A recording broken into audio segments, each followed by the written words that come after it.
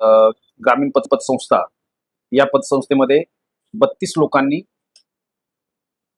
त्यांना माहीत न होता त्यांच्या नावावर खरात यांनी अकाउंट ओपन केलेले आहेत. या संदर्भातील संपूर्ण कागदपत्र अहिल्यानगर येथून प्राप्त झालेली होती. त्याच्या आधारावर काल ज्या 32 लोकांनी त्यामध्ये खाते ओपन केलेले आहेत त्यांना समक्ष बोलवलं. त्यांना कुठलीही माहिती नसताना याबाबतचे खाते ओपन केलेले आहेत असे त्यांनी स्टेटमेंट दिलेले आहेत. त्या स्टेटमेंटवरून एक गुन्हा हा सिन्नर पोलीस स्टेशनच्या हद्दीमध्ये काल दाखल करण्यात आलेला आहे. ही जी पतसंस्था आहे ती कुंदेवाडीची पतसंस्था आहे, सिन्नर मध्ये येणारी. आणि या बाबतीमध्ये इतर जे लोक आहेत ते साक्षीदार आहेत की ज्यांनी असं म्हटलेलं आहे की आमच्या खात्यामध्ये आमचे कुठलेही डॉक्युमेंट्स न घेता, आमच्या कुठल्याही सह्या न घेता ते खाते ओपन केलेले आहेत. आणि त्याच्यामध्ये काही ट्रान्झॅक्शन सुद्धा झालेले आहेत.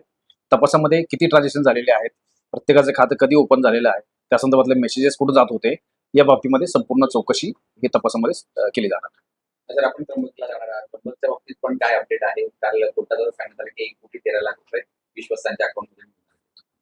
त्र्यंबकेश्वरमध्ये भाविकांना 200 रुपयाच्या शासकीय यांनी ट्रस्टच्या तिकिटावर जे 3,000 रुपये, 5,000 रुपये आणि त्यापेक्षा अधिक रक्कम घेऊन त्यांना दर्शन दिलं जात होतं. याबाबतचा गुन्हा त्र्यंबकेश्वरमध्ये दाखल होता.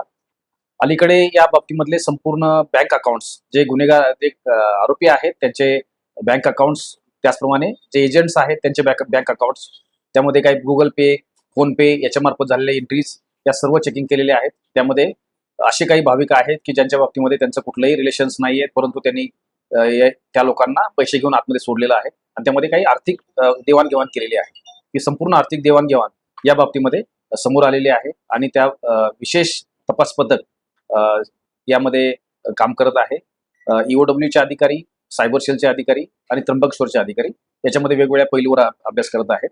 आणि जो आर्थिक देवाणघेवाणीचा प्रकार आहे ज्याच्यामध्ये खात्यामध्ये पैसे घेतलेले आहेत याबाबत संपूर्ण चौकशी ही सध्या सुरू आहे. आणि निश्चितपणे त्यांनी या दरम्यानच्या कालावधीमध्ये फक्त 4 दिवसाच्या ट्रान्झॅक्शनमध्ये काही गोष्टी समोर आलेल्या आहेत. आणखी जेव्हापासून ट्रस्टी म्हणून त्याची नेमणूक झालेली आहे तेव्हापासून अलीकडच्या काळापर्यंत जे ट्रान्झॅक्शन झालेले आहेत याच्याबाबत सुद्धा तपासामध्ये सध्या शोध सुरू आहे. स्वरूपाची माहिती आहे, कोणाच्या उपस्थितीमध्ये यासाठी नेमलेली आहेत आणि तपासाच्या ज्या कक्षा आहेत त्या कशा आपण या तपासामध्ये काही आर्थिक पैलू असल्यामुळे या बाबतीमध्ये EOWचे अधिकारी सुद्धा काम करत आहेत. काही ट्रान्झॅक्शन्स जे आहेत ते स्पष्ट व्हावेत, काही फोन कॉल्स याची स्पष्टता यावी या दृष्टिकोनातून सायबर सेलचे अधिकारी सुद्धा काम करत आहेत. आणि त्र्यंबकेश्वरचे प्रभारी अधिकारी श्री कुलकर्णी यांच्या अध्यक्षतेखाली ही SIT आहे. सातत्याने ही टीम काम करते आहे. त्याच्यावर देखरेख ऍडिशनल SP नाशिक हे करत आहे. तर इथे 4 दिवसाचं ट्रान्झॅक्शन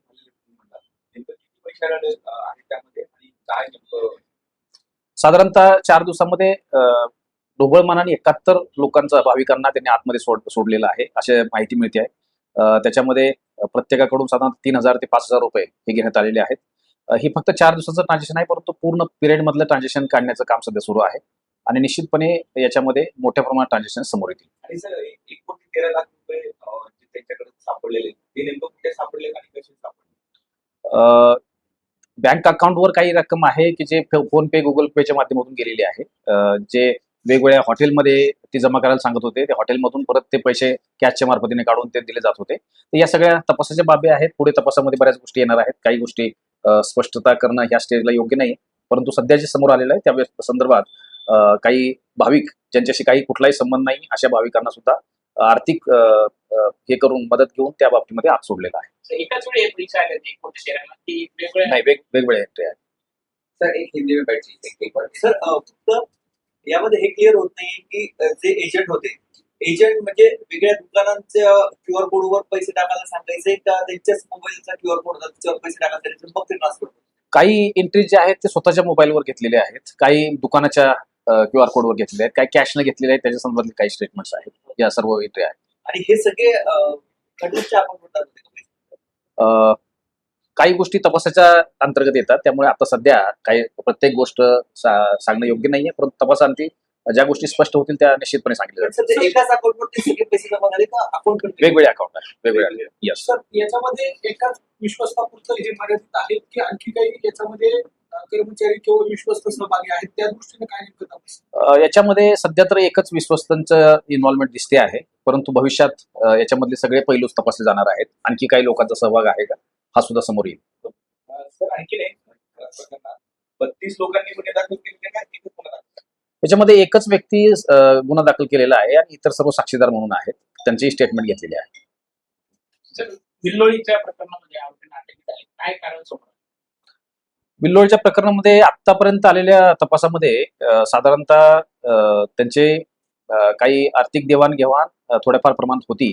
त्याचबरोबर त्या महिलेला जो त्रास शेवटच्या दिवसामध्ये ते केला होता, त्या एकतर्फी प्रेम प्रकरण याच्यामधून सुद्धा हा सर्व प्रकार झालेला आहे. त्याची प्रकृती कशी? आणखी आहे, आणखी ठीक आहे, स्थिर आहे, परंतु डॉक्टर आणखी आउट ऑफ डेंजर असं सांगत नाही, परंतु गंभीर प्रकृती आहे.